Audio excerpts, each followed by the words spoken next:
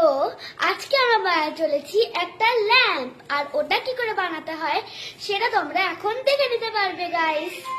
আমরা প্রথমে এত বড় একটা চার্ট পেপার নিব। তোমরা যে কোনো কালারের চার্ট পেপার নিতে পারবা। তারপরে আমি এটাকে স্কয়ার শেপে কাটার জন্য এটাকে আমি একটা ফোল্ড করছি। এভাবে আমি এভাবে একটা ফোল্ড করে নিচ্ছি। তারপরে আমরা এই স্কয়ার শেপটাকে কাটার জন্য আমরা এখান থেকে এটাকে কেটে দিব। আমি ওখান থেকে এরকম একটা শেপ কাটিং করে নিয়েছি। তারপরে যখন আমরা এটাকে খুলবো তখন এটা একটা স্কয়ার হয়ে গেছে। তারপরে এখন আমরা এই দিক থেকে এই দিকটাকে আমরা ফোল্ড করেছি, এখন আমাদেরকে এই দিক থেকে এই দিকটাকে ফোল্ড করতে হবে।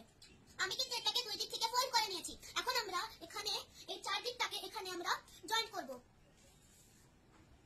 আমরা এইভাবে সবগুলো সাইডকে আমরা ফোল্ড করে দিব।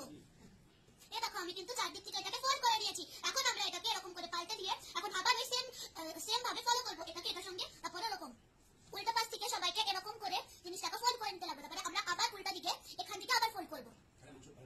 আমরা ওই উল্টা সাইডটা এরকম করে ফোল্ড করে নিব। এখন আমাদের একটা ম্যাজিক হয়ে যাবে, যেখানে ল্যাম্পটা তৈরি হয়ে যাবে। আমরা যেখানে ভাঁজ করছি এটাকে যদি আমরা উল্টা করে দিই, উল্টা করে এখন আমরা এই দুইটা দিককে এরকম করে ফেলবো। এই দুইটা দিককে আমরা একটু এরকম,